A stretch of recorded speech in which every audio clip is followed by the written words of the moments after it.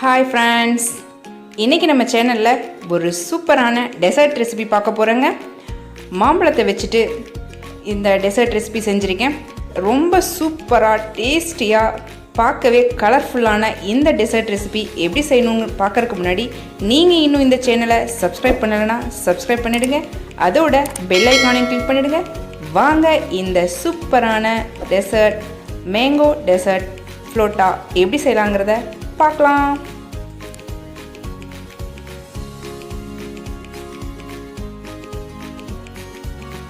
அதுக்கு நான் ஃபஸ்ட்டு ஒரு கப் ஜவ்வரிசி எடுத்து ஊற வச்சுக்கிறேங்க. ஒரு 10-15 நிமிஷம் போல் ஊறட்டும்.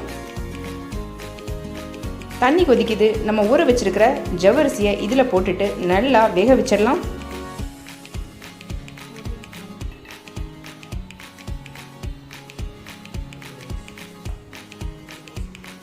நல்லா கொதிக்க ஆரம்பிச்சிருச்சுங்க. ஒரு 5 to 10 மினிட்ஸ் நல்லா வேக வச்சு எடுத்துக்கணும். நமக்கு இது ஜவ்வரிசி வெந்துடுச்சு. அதை நம்ம வடித்து எடுத்துக்கலாம்.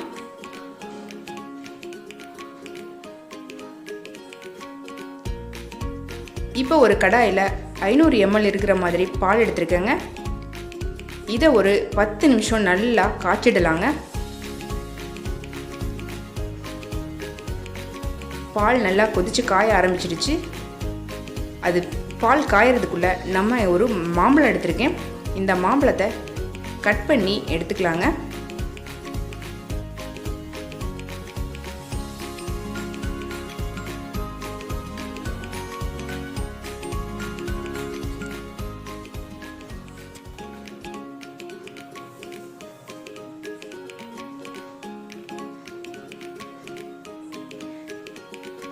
இந்த ரெசிபி பார்த்தீங்கன்னா குழந்தைங்களுக்கு ரொம்ப ரொம்ப பிடிக்கும்.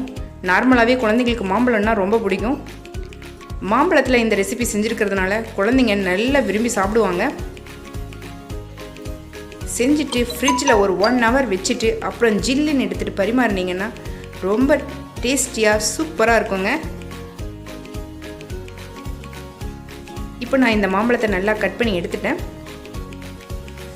இதை ஒரு சின்ன மிக்ஸி ஜாரில் போட்டுட்டு பேஸ்ட்டாக அரைச்சிக்க போகிறேங்க.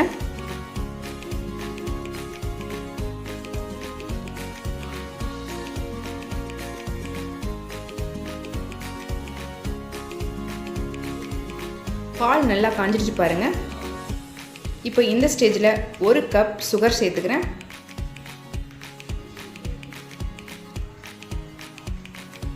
திருப்பியும் இந்த சுகர் வந்து நல்லா கரைஞ்சி சேர்ந்து வர மாதிரி ஒரு 2-3 மினிட்ஸ் நல்லா காய்ச்சிடலாம் பாலை.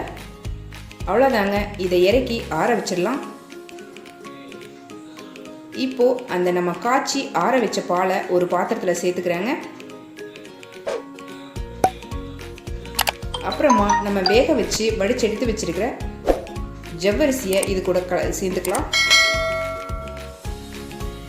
அப்புறம் இது கூட ஒரு மாம்பழத்தை குட்டி குட்டி பீஸாக கட் பண்ணி வச்சுருக்கேன். அதையும் இது கூட சேர்த்துக்கிட்டேன்.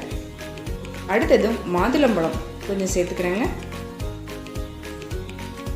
அடுத்ததாக நட்ஸு கொஞ்சம் சேர்த்துக்கிட்டேன். அப்புறமா நம்ம அரைச்சி பேஸ்ட் பண்ணி எடுத்து வச்சுருக்கோம் இல்லைங்களா மாம்பழம், அந்த பேஸ்ட்டை இது கூட சேர்த்துக்கிறேன்.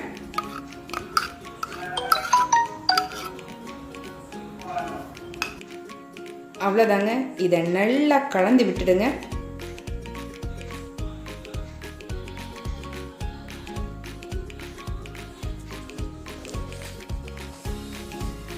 இதை நல்லா கலந்துட்டு ஃப்ரிட்ஜில் ஒரு 1 hour போல் வச்சுட்டு இந்த சம்மர் சீசனில் ஜில்லுன்னு எடுத்து பரிமாறினீங்கன்னா குழந்தைங்க ரொம்ப ரொம்ப ரொம்ப ரொம்ப விரும்பி சாப்பிடுவாங்க.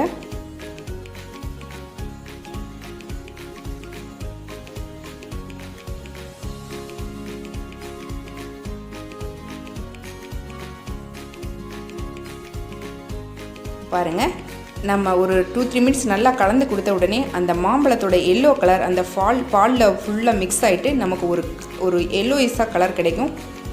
இதை நான் ஒரு பாத்திரத்துக்கு மாற்றிடுறேன் பாருங்கள்.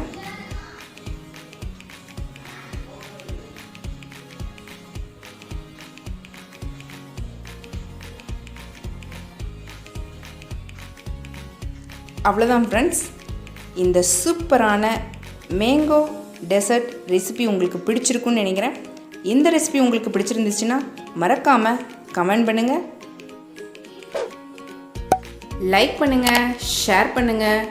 மறக்காமல் இந்த சேனலை சப்ஸ்கிரைப் பண்ணிவிடுங்க. அதோட பெல் ஐக்கானையும் கிளிக் பண்ணிவிடுங்க.